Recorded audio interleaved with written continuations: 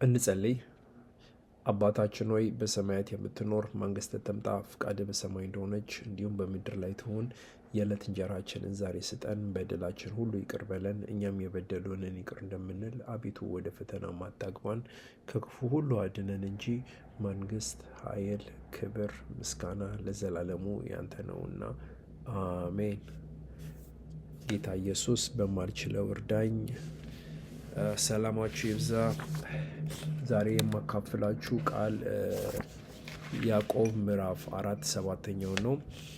በጌታ በኢየሱስ ክርስቶስ ስም አነባዋለሁ። እንደዚህ ይላል፣ እንግዲህ ራሳችሁን ለእግዚአብሔር አስገዙ፣ ዲያብሎስንም ተቃወሙት ከእናንተም ይሸሻል ይላል። አንድ ያነባዋለሁ። እንግዲህ ራሳችሁን ለእግዚአብሔር አስገዙ፣ ዲያብሎስንም ተቃወሙት ከእናንተም ይሸሻል ይላል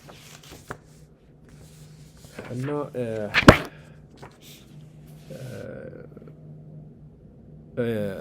እንግዲህ ምን ይላል? እንግዲህ ራሳችሁን ለእግዚአብሔር አስገዙ።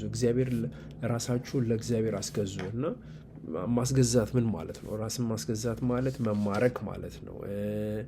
ራስን ማስገዛት ማለት ከእግዚአብሔር ስልጣን በታች ራስን ማድረግ ማለት ነው እና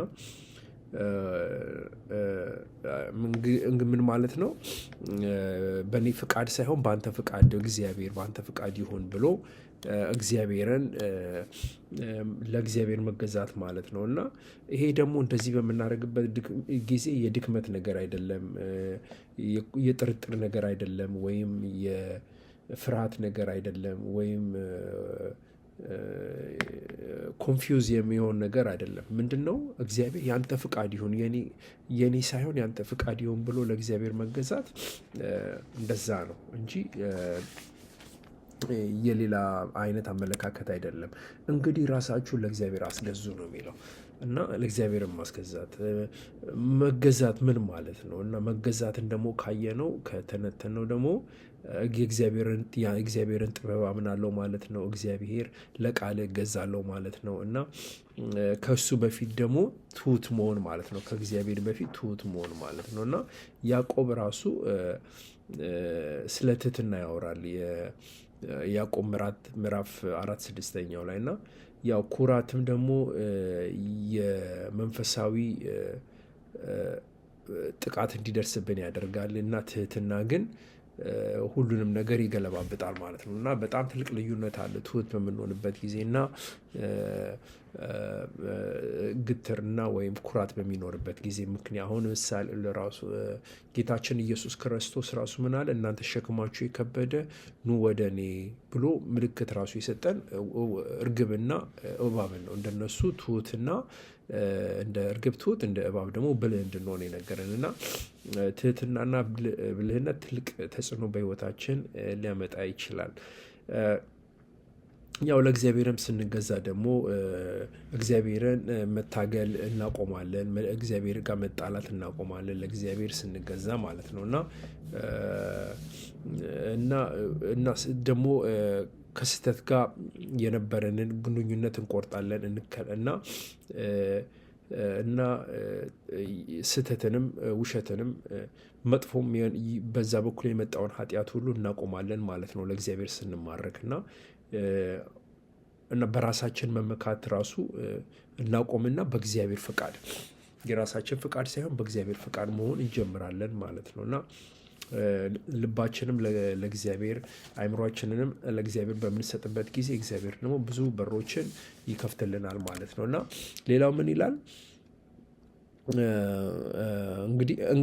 እንግዲህ ራሳችሁን ለእግዚአብሔር አስገዙ፣ ዲያብሎስንም ተቃወሙ ከእናንተም ይሸሻል ይላል እና መቃወም ዲያብሎስን ተቃወሙ ሲል በቃ ጠንክራችሁ ቁሙ፣ ቤታችሁን በድንጋይ ላይ ስሩ ማለት ነው እና ክርክርን ሁሉ ማቆም፣ በቃ አለመከራከር፣ ትክክል ከሆኑ ትክክል ካልሆነ ችግራችን ተቀብለን ወደፊት መሄድ ማለት ነው እና ያው ሰይጣንም የሚሰራው በፈተና ላይ ነው፣ በውሸት ላይ ነው፣ ሌሎችን በመውቀስ ላይ ነው፣ በመከፋፈል፣ በኩራት፣ በእንደዚህ ያሉ ነገሮች ላይ ሰይጣን ይሰራል እና እና ተቃወሙ ደግሞ ሰይጣን ሲባል ምንድነው? መጮህ ሳይሆን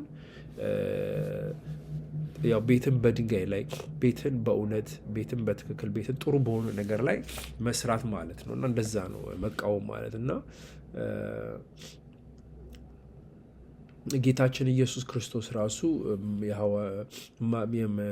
የወንጌል መጽሐፍ ላይ እንዳነበብነው ማቴዎስ ምዕራፍ 4 ላይ ራሱ ጌታቸው የተቃወመው ራሱን የተከላከለው እንትን ነው በመጽሐፍ ቅዱስ ቃል ነው። የመጽሐፍ ቅዱስን ቃል እያወጣ ሰይጣን ራስን ግደል አለው፣ ዳቦን ድንጋይ አድርጋለው፣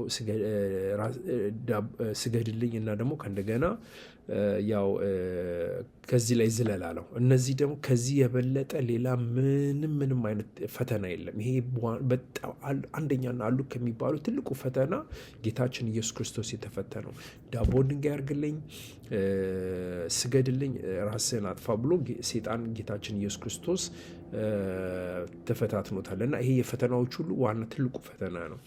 እና ጌታችን ኢየሱስ ክርስቶስ ምንድን ያደረገው? ያው በእውነተኛ ቃል የመከተው ራሱ በጌታ በመጽሐፍ ቅዱስ ቃል እና ያው ሰይጣንን ዲያብሎስን መቃወም ለኃጢአት ማለት ነው። ውሸትን መቃወም ነው። በጸሎት ከወንድም ከእህቶች ጋር አብሮ መሆን፣ ቃሉን ማንበብ፣ ከእንደገና ደግሞ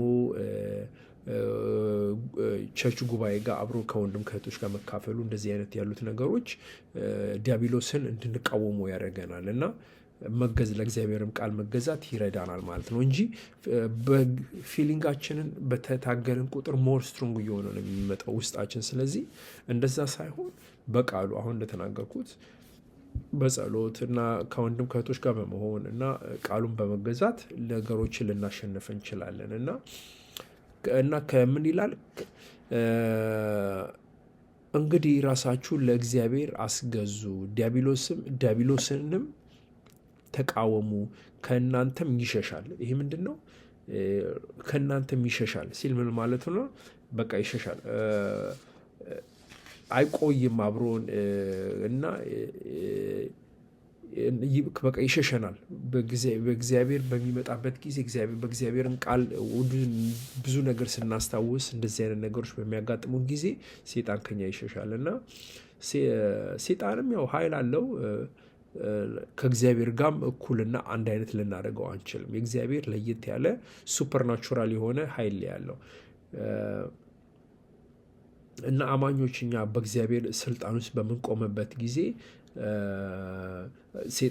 ጠላት ከኛ ጋር አብሮ ሊቆም አይችልም እና መማረክ እና ስልጣኑ የእግዚአብሔርን ስልጣን ያካፍለናል፣ ይሰጠናል እና ግን ስንቃወም ሰይጣንን ምንን ማሸነፍን ድልን በእኛ ላይ እግዚአብሔር ያንጸባርቃል ማለት ነው እና የመንፈሳዊ ምንድን ነው ኦርደሮች የምንላቸው ለእግዚአብሔር መገዛት፣ ሰይጣንን መቃወም እና ከእናንተ ደግሞ ይሸሻል ነው። እነዚህ ነገሮች ናቸው እና ዲያብሎስን ስንቃወም ካልተማርከን እግዚአብሔርን ሳንቀበል ዲያብሎስን ከተቃወምን እየተታገልን ነው ማለት ነው። መጀመሪያ ጌታችን ኢየሱስ ክርስቶስ መቀበል አለብን፣ ማመን አለብን። ኢየሱስ አምናለሁ በሕይወቴ ተቀብላለሁ ካልን እና ተገዛን ማለት ነው እንጂ ሰይጣንን እንትን አንልም ማለት ነው እና ከመቀበላችን በፊት ግን ይህን ነገር ካደረግን እንታገላለን ማለት ነው። እንዳንታገል መጀመሪያ ለእግዚአብሔር ለጌታችን ኢየሱስ ክርስቶስ ለመንፈስ ቅዱስ መማረክ አለብን። እንዴት ነው የምናደርገው? ራሳችን ዝቅ አድርገን ጌታ ኢየሱስ አምናለሁ በሕይወቴ ተቀብያለሁ ብለን ከወንድሞች ጋር ከእህቶች ጋር ከተቀላቀልን ቃሉን ካነበብን ወርሺፕ ሶንግ ከሰማ እንዲህ ካደረግን ከሰይጣን ጋር መታገሉን እናቆምና ጥሩ የሆነ ከእግዚአብሔር ጋር መንፈሳዊ ሕይወትን እንኖራለን ማለት ነው እና ያው ድልም የሚመጣው ስንማረክ ነው እንጂ ዝም ብሎ የሚመጣ ነገር አይደለም እና ያው